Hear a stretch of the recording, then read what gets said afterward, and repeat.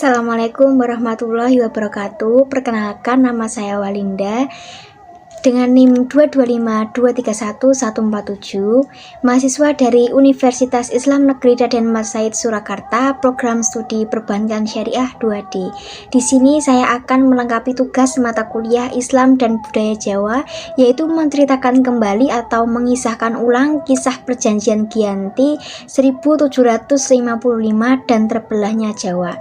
Maka simak videonya sampai selesai. Sebelumnya, teman-teman tahu nggak sih apa itu perjanjian Giyanti? Kita simak bareng-bareng ya. Jadi, perjanjian Giyanti adalah perjanjian antara VOC dan Kerajaan Mataram yang ditandatangani pada tanggal 13 Februari 1755. Perjanjian Giyanti merupakan peristiwa besar di masa silam. Peristiwa sejarah ini dianggap sebagai perekat di masyarakat.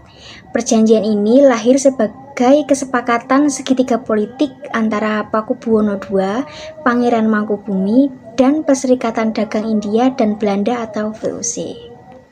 Perjanjian Giyanti dianggap menguntungkan Belanda di tanah Jawa karena Kerajaan Mataram terpecah menjadi Kesunanan Surakarta Hadiningrat dan Kasultanan Ngayogyakarta Hadiningrat. Sejarah perjanjian Giyanti bermula dari konflik yang terjadi di Kerajaan Mataram. Konflik berawal dari pertikaian tiga calon pewaris Kerajaan Mataram, yakni Pangeran Pakubuwono II, Pangeran Mangkubumi, dan Raden Mas Said atau Pangeran Sambernyawa. Dalam silsilahnya, Pangeran Pakubuwono dan Mangkubumi adalah anak dari Amangkurat IV atau penguasa Mataram. Sedangkan Raden Mas Said merupakan cucu dari Amangkurat IV. Saat itu VOC mengangkat Pangeran Pakubuwono II sebagai raja. Pengangkatan ini menimbulkan kecemburuan antara Mangkubumi dan Raden Mas Said. VOC juga memaksa Pangeran Pakubuwono II untuk memberikan mandat penunjukan raja dan petinggi kerajaan harus dengan persetujuan Belanda. Raden Mas Said dan Pangeran Mangkubumi memberikan perlawanan kepada VOC dan Pakubuwono II sebagai bentuk protes. Serangan itu membuat Pakubuwono II meninggal. Sepeninggal Pakubuwono II, Pangeran Mangkubumi naik menjadi raja. Namun, VOC tidak mengakui status Pangeran Mangkubumi ini. Situasi semakin memanas saat VOC mengangkat putra Pakubuwono II, Raden Mas Surjadi atau Pakubuwono III yang masih remaja sebagai Raja Mataram. Raden Mas Said dan Pangeran Mangkubumi kembali melancarkan serangan pada VOC dan Raden Mas Surjadi.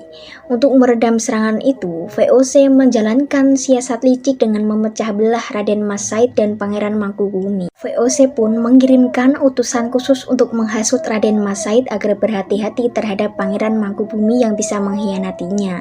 Di sisi lain, VOC juga mengirimkan utusan ke Pangeran Mangkubumi.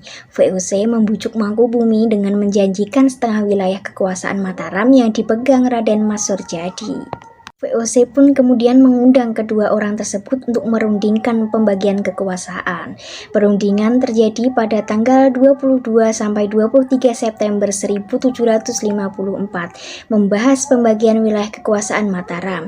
Gelar yang akan digunakan kerjasama VOC dengan Kesultanan yang sebagainya hasil pertemuan itu kemudian dituangkan dalam perjanjian Giyanti ditandatangani pada tanggal 13 Februari 1755. Dan dilakukan oleh tiga pihak, yakni pemerintah Hindia Belanda atau VOC oleh Nicholas Hertings, Kasunanan Surakarta oleh Pangeran Pakubuwono III, dan Kasultanan Ngayogyakarta oleh Pangeran Mangkubumi.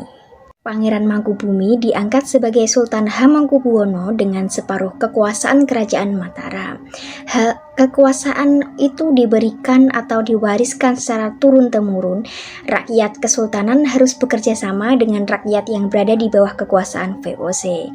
Para bupati atau pejabat eksekutif atau gubernur harus bersumpah setia pada VOC. Pengangkatan bupati atau pejabat eksekutif harus mendapat persetujuan VOC. Sultan harus mengampuni bupati atau pejabat eksekutif yang memihak VOC dalam peperangan. Sultan tidak akan menuntut hak Pulau Madura atau daerah pesisir lain yang telah diberikan Pakubuwono II kepada VOC. Sebagai gantinya, VOC akan memberi uang ganti rugi sebesar 10 ril setiap tahunnya. Sultan Hamengkubuwono akan memberikan bantuan jika Sultan Pakubuwono III membutuhkan.